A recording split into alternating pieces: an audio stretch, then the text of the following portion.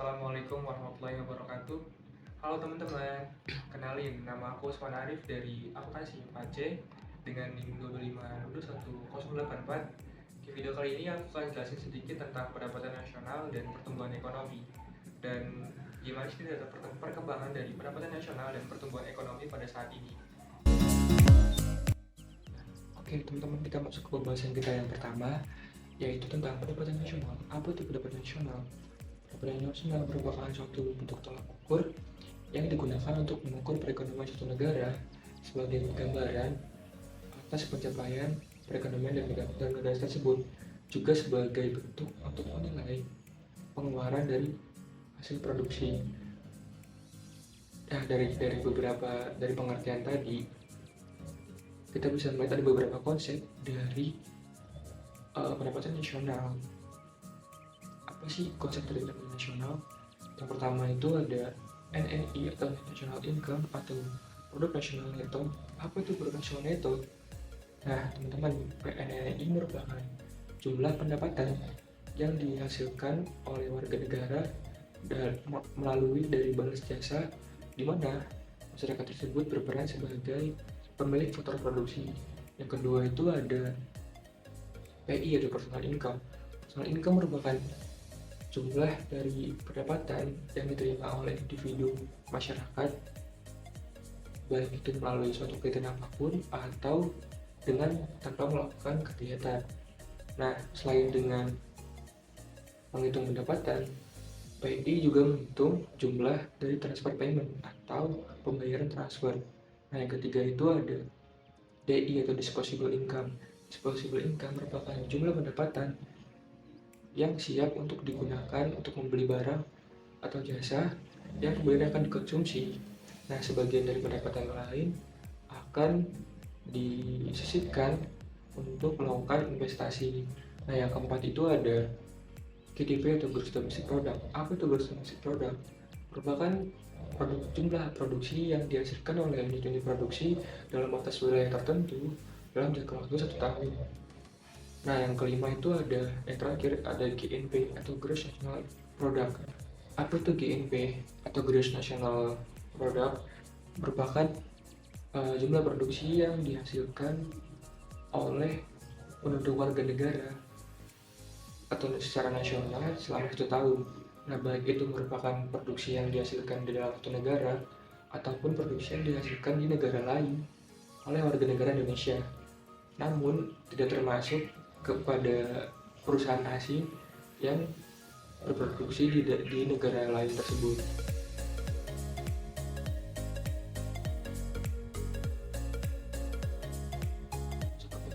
Kita yang kedua, yaitu tentang pertumbuhan ekonomi. Apa itu pertumbuhan ekonomi? Pertumbuhan ekonomi merupakan suatu proses perubahan kondisi perekonomian yang terjadi dalam suatu negara yang mana secara berkesinambungan dengan tujuan untuk mencapai kondisi yang dinilai lebih baik selama suatu periode tertentu.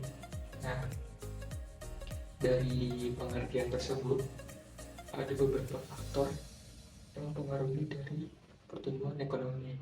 Yang pertama itu ada SDA atau sumber daya alam, yang kedua itu ada SDM atau sumber daya manusia, yang ketiga itu ada akumulasi modal, yang keempat itu ada organisasi produksi dan tenaga manajerialnya, yang kelima itu ada teknologi, dan yang terakhir itu ada kondisi politik dan manajemen pemerintahan.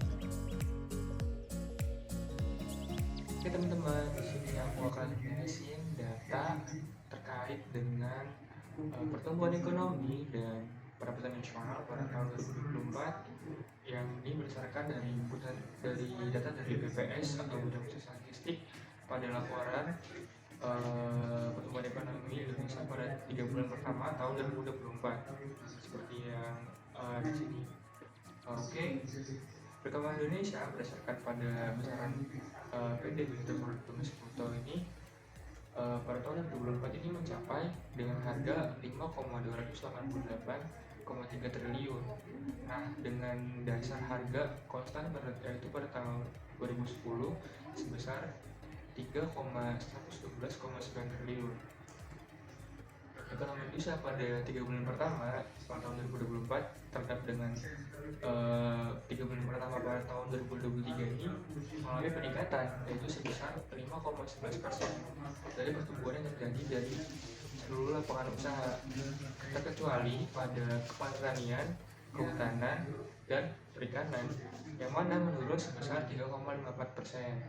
Nah, lapangan usaha yang mengalami peningkatan ini salah satunya adalah administrasi pemerintahan, lalu ada pertahanan dan jaminan sosial, yaitu meningkat sebesar 18,88%. Nah, diikuti lagi dengan jasa kesehatan dan kegiatan sosial, yaitu sebesar 11,64%, dan jasa perusahaan sebesar 9,63%.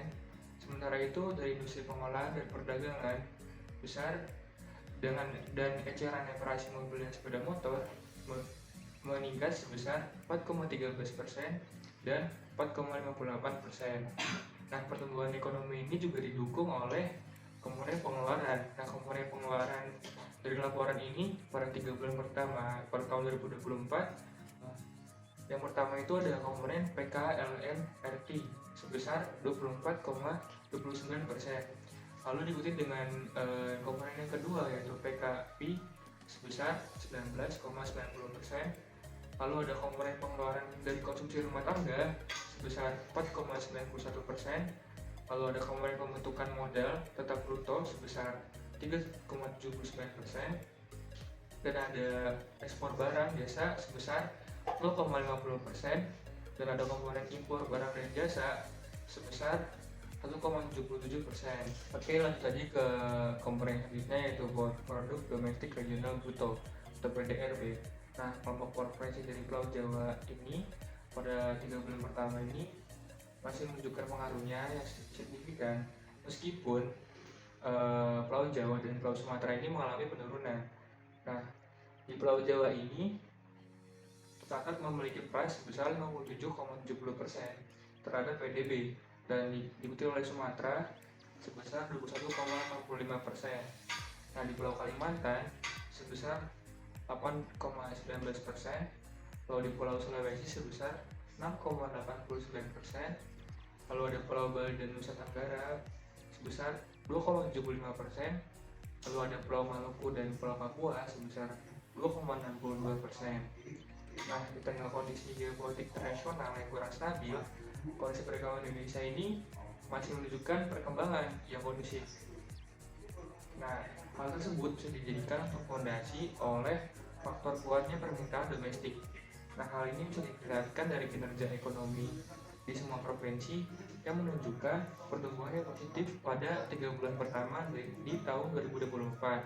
Dan pertumbuhan tertinggi tercatat pada Provinsi Maluku dan Papua sebesar 12,15%.